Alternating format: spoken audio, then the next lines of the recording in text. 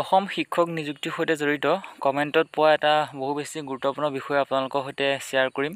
সকলোৱে লাইক কৰি দিব, ছাবস্ক্ৰাইব কৰি থ'ব যাতে এনেকুৱা ধৰণৰ ভিডিঅ'সমূহ আপোনালোকলৈ ন'টিফিকেশ্যন প্ৰথমতে যায় আৰু আপোনালোকে ভিডিঅ'সমূহ চাব পাৰে। প্ৰথমতে এটা কথা ক'ব বিচাৰোঁ যে যিটো লেংগুৱেজ প্ৰব্লেম লৈ বহুতো কমেণ্ট পোৱা গৈছে, বহুত প্ৰাৰ্থীৰ মাজত এটা চিন্তা দেখা পোৱা গৈছে, সকলোখিনি বিষয় আমি আলোচনা কৰিম। তাৰ আগতে এটা কথা ক'ব বিচাৰোঁ যে এই যি শিক্ষক নিযুক্তি BTR হওক বা DEE হওক অসমৰ সৈতে জড়িত, ইয়াত কোনো ধৰণৰ HSৰ সৈতে জড়িত কোনো কথা নাই আৰু HSLC অৰ্থাৎ মেট্ৰিক আৰু হায়াৰ ছেকেণ্ডেৰীৰ যিটো আমাৰ আচলতে বিষয়, সেই বিষয়ৰ সৈতে কোনো ধৰণৰ জড়িত নাই। বহুতে আচলতে সুধি আছে HSLCত মোৰ এইটো ছাবজেক্ট আছিলে, হায়াৰ ছেকেণ্ডেৰীত মোৰ এইটো ছাবজেক্ট আছিলে, এতিয়া মোৰ CTETত নাই, আছাম টেটত নাই, এনেকুৱা ধৰণৰ বহু বেছি কমেণ্ট পোৱা গৈছে। প্ৰথমতে সেই কথাটো আপোনালোকক স্পষ্টীকৰণ দিব বিচাৰিছোঁ যে মেট্ৰিক আৰু হায়াৰ ছেকেণ্ডেৰীৰ যিটো ছাবজেক্ট, সেই ছাবজেক্টৰ সৈতে কিন্তু ইয়াত কোনো ধৰণৰ সম্পৰ্ক নাই। মূল কথাটো আমি এতিয়া আলোচনা কৰিম, আচলতে বিজ্ঞাপনসমূহত কি বিষয় দিয়া আছে সেইসমূহ আমি এতিয়া আলোচনা কৰিম। সকলোৱে একেবাৰে শেষলৈকে চাব, বন্ধু বান্ধৱীৰ সৈতে শ্বেয়াৰ কৰিবলৈ একেবাৰে নাপাহৰিব, যিসকলে নেকি এই বিষয়টো লৈ এটা বহুত চিন্তিত হৈ আছে। আচলতে বিজ্ঞাপনত কি লেখা আছে সেইটো আমি ডিছকাছ কৰিবলৈ আছোঁ, সকলোৱে একেবাৰে শেষলৈকে চাওক। ইয়াত আপোনালোকে দেখিবলৈ পাইছে যে এইটো বিজ্ঞাপন সম্পূৰ্ণ DEE ফালৰ পৰা দিয়া 26 ডিচেম্বৰ তাৰিখে 2023 চনৰ। আৰু নেক্সট এটা বিজ্ঞাপন, এইটো বিজ্ঞাপনৰ এটা নটিচ হয়, সেই বিজ্ঞাপনৰ নটিচটো BTR প্ৰশাসনৰ ফালৰ পৰা দিয়া, বড়োলেণ্ড টেৰিটৰিয়েল যিটো এৰিয়া হয় তাৰ পৰা দিয়া এটা বিজ্ঞাপনৰ বা শিক্ষক নিযুক্তিৰ সৈতে জড়িত এটা নটিচ হয়। ইয়াত আমি যদি DEE কথা আমি চাওঁ তেতিয়াহ'লে দেখিম যে ইয়াত 3 নম্বৰ যিটো পইণ্ট, সেই 3 নম্বৰ পইণ্টত এটা কথা স্পষ্টকৈ লিখা আছে যে either the language 1 or the language 2 of the both ATET and CTET candidate shall match the medium of instruction of the school wherein the candidate wish to apply। ইয়াত কি বুজাইছে মই আকৌ বেলেগকৈ আপোনালোকক কোৱাৰ প্ৰয়োজন নাই, তথাপিও মই এটা কথা ক'ব বিচাৰোঁ যে থুলমূলকৈ ক'ম, আপোনালোকে এবাৰতে বুজি পাব বুলি আশা কৰিছোঁ।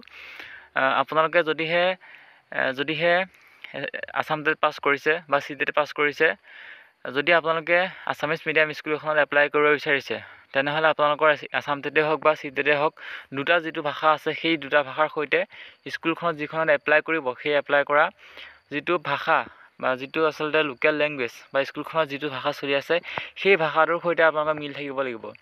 অৰ্থাৎ আছামিজ মিডিয়াম স্কুল এখনত যদি আপোনালোকে এপ্লাই কৰিব বিচাৰে, তেতিয়াহ'লে আপোনালোকৰ আছাম টেটত দুটা যিটো লেংগুৱেজ আছে, সেই লেংগুৱেজৰ যিকোনো এটাত আছামিজ থাকিব লাগিব। আৰু CTETৰ ক্ষেত্ৰতো আপোনালোকৰ ফাৰ্ষ্ট লেংগুৱেজ বা ছেকেণ্ড লেংগুৱেজ যিকোনো এটাত আছামিজ থাকিলেই হ'ল। ইয়াৰ আচলতে এটা বেলেগ ইম্পেক্ট পৰি আছে বুলি বহুতে ভাবি আছে, বহুতো আচলতে কমেণ্ট পোৱা গৈছে আৰু বহুতো সামাজিক মাধ্যমত দেখিবলৈ পাইছোঁ যে বহুতে আচলতে কৈ আছে যে HSLC আৰু HSৰ ছাবজেক্টো ইয়াত ইনক্লুড হৈ আছে বুলি বহুতে প্ৰচাৰ কৰি আছে, আমি দেখিবলৈ পাইছোঁ। গতিকে বিজ্ঞাপনত এটা কথা আপোনালোকে হয়তো গম পায় যে HSLC আৰু HSৰ কোনো ধৰণৰ ছাবজেক্টৰ কথা ইয়াত উল্লেখ কৰা নাই, কেৱল মাত্ৰ CTET আৰু ATETত আপোনালোকে কি ছাবজেক্ট দিছে সেইটোৰ ওপৰতে আচলতে মেচ কৰিছে। ঠিক তেনেকৈ যদিহে আপোনালোকে হিন্দী মিডিয়াম এখন স্কুলত এপ্লাই কৰিছে, হিন্দী মিডিয়াম স্কুল এখনত, তেতিয়াহ'লে আপোনালোকৰ CTETত দুটা ভাষাৰ ভিতৰত যিকোনো এটাত আপোনালোকৰ হিন্দী থাকিলে পাৰিব। যদি আপোনালোকৰ ফাৰ্ষ্ট লেংগুৱেজ আছামিজ আছে, ছেকেণ্ড লেংগুৱেজ যদি হিন্দী আছে, তেতিয়াহ'লে আপোনালোকে এলিজিবল হ'ব। ঠিক তেনেকৈ আপোনালোকৰ মুঠতে দুটা ভাষাৰ যিকোনো এটা থাকিলেই হ'ল সেই স্কুলখনৰ যিটো আচলতে প্ৰাথমিক ভাষা। ইয়াতকৈ আৰু আপোনালোকক বেছি কনফিউজন কৰা কোনো কথাই নাই। আচলতে লেংগুৱেজক লৈ ইমান চিন্তা কৰিবলৈ কোনো কথাই নাই। আচলতে DEE ক্ষেত্ৰতে হওক বা BTR ক্ষেত্ৰতে হওক, লেংগুৱেজক লৈ বহুত বেছি আচলতে কনফ্লিক্ট দিয়া নাই। আমি চাবলৈ যি দেখিছোঁ যে যিকোনো এটা ভাষা থাকিলেই হ'ল আপোনালোকৰ এই ATET বা CTETত যিখন স্কুলত আপোনালোকে এপ্লাই কৰিব। কিন্তু এতিয়া ডাঙৰ কথাটো এইটোৱেই যে DEE সম্পূৰ্ণ BTR ফালৰ পৰা এটা বেলেগ প্ৰকাশ কৰা দেখা গৈছে বিজ্ঞাপনৰ ক্ষেত্ৰত ভাষাক লৈ পেলাই। যদি আমি চাওঁ তেতিয়াহ'লে দেখিম যে BTRে কিন্তু HS আৰু HSLC ছাবজেক্টৰ কিন্তু কিছুমান কথা উল্লেখ কৰিছে। যিখন BTR গভৰ্ণিং বডি আছিলে, তেওঁলোকে এখন সংবাদমেল পাতি পেলাই আমি দেখিবলৈ পাইছিলোঁ যে HSLCত যি ছাবজেক্ট আছে, ফাৰ্ষ্ট লেংগুৱেজে হওক, ছেকেণ্ড লেংগুৱেজে হওক বা HSত যি ছাবজেক্ট আছে, সেই ছাবজেক্টৰ সৈতেও কিন্তু এতিয়া ATET আৰু CTETত পাছ কৰাৰ বহু ধৰণৰ কিছুমান সামঞ্জস্য তেওঁলোকে উলিয়াই দিছে।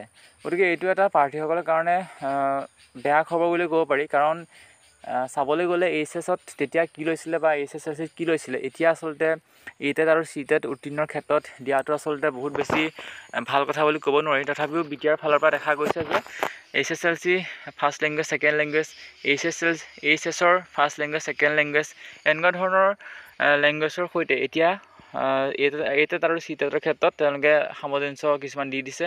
আৰু ইয়াত যাৰ নেকি মিলা নাই, সেই মিল নথকা প্ৰাৰ্থীসকলক কিন্তু আবেদনৰ পৰা অগ্ৰাহ্য কৰা দেখা গৈছে। আমি যিমানটো গম পাইছোঁ যে DWE এই ক্ষেত্ৰত কোনো ধৰণৰ ব্যৱস্থা নলয় বুলি আমি ভাবিছোঁ, কাৰণ DWEত এইটো কথা কোনো স্পষ্টকৈ উল্লেখ কৰা নাই যে এইচএছএলচি কোনো ছাবজেক্টৰ কথা উল্লেখ কৰা নাই, এইচএছৰ ছাবজেক্টৰ কথা কোনো উল্লেখ কৰা নাই, কিন্তু যিটো বিটিআই কৰিছে আৰু মিল নথকা প্ৰাৰ্থীক আবেদনৰ পৰা অগ্ৰাহ্য কৰাও দেখা গৈছে। গতিকে থুলমূলকৈ DWE ফালৰ পৰা যিটো বিজ্ঞাপন দিয়া আছে তাত বহুত বেছি কনফ্লিক্ট দিয়া নাই, লেংগুৱেজক লৈ পেলাই ইমান চিন্তিত হোৱাৰ দৰকাৰ নাই। জাষ্ট আপোনালোকে যিখন স্কুলত আপোনালোকে এপ্লাই কৰিব সেই স্কুলখনৰ যিটো ভাষা, সেই ভাষাটো আপোনালোকৰ এইটেটে হওক বা চিটেটে হওক, দুটা যিটো ভাষা আছে তাৰ এটাৰ লগত মিল থাকিলেই হ'ল। জাষ্ট ইমানেই ক'লোঁ, ইয়াতকৈ আৰু বহুত বেছি আমি বহলাই কৈ নাথাকোঁ। বহলাই কৈ থাকিলে আচলতে কথাখিনি আৰু জটিলতালৈ সোমাই যাব। গতিকে আপোনালোকেও বুজাত অলপ অসুবিধা হ'ব। থুলমূলকৈ এই কথাটোৱে ক'লোঁ আৰু বহুতে সুধিও আছিলে। কিন্তু এটা কথা, DWE ক্ষেত্ৰত এইচএছএলচি আৰু এইচএছৰ কোনো ধৰণৰ সামঞ্জস্য ভাষাক লৈ এতিয়ালৈকে দিয়া নাই, যিটো নেকি দিছে বুলি বহু আচলতে ব্যক্তিয়ে সামাজিক মাধ্যমত কোৱা দেখা গৈছে। গতিকে তেওঁলোকক আমি অনুৰোধ কৰিছোঁ যে DWE ক্ষেত্ৰত কোনো ধৰণৰ এনেকুৱা পন্থা হাতত লোৱা নাই। এইচএছএলচি আৰু এইচএছৰ ক্ষেত্ৰত আপোনালোকে যদি চায় তেতিয়াহ'লে দেখিব যে কণ্ডিশ্যন অফ ৰিক্ৰুইটমেণ্টৰ ক্ষেত্ৰতে গোটেইখিনি কথা লিখা আছে আৰু লেংগুৱেজক লৈ মাত্ৰ 3 নম্বৰ পইণ্টতে দিয়া আছে, আৰু বেলেগ কোনো এইচএছএলচি বা এইচএছত তেওঁলোকৰ কি ছাবজেক্ট থাকিব লাগিব তাৰ কোনো ধৰণৰ আচলতে কথা উল্লেখ কৰা নাই। গতিকে থুলমূলকৈ কথাখিনি আলোচনা কৰিলোঁ, নিশ্চয় বুজি পালে। আৰু পুনৰ এবাৰ কৈছোঁ যে ভাষাক লৈ কোনো ধৰণৰ সমস্যা সৃষ্টি নহ'ব বুলি আমি অনুমান কৰিছোঁ। কি ক'ব বিচাৰিছোঁ সেয়া হয়তো সকলোৱে আপোনালোকে বুজি পাইছে। আপোনালোকৰ গোটেই ছাবজেক্টটো মেচ কৰি আছেনে নাই, আপোনালোকৰ ক্লিয়াৰ আছেনে নাই, য'ত আপোনালোকে এপ্লাই কৰিছে আপোনালোকৰ মিল হৈ আছেনে নাই, সেইটো আপোনালোকে জনাব। পৰৱৰ্তী সময়ত পুনৰ লগ পাম।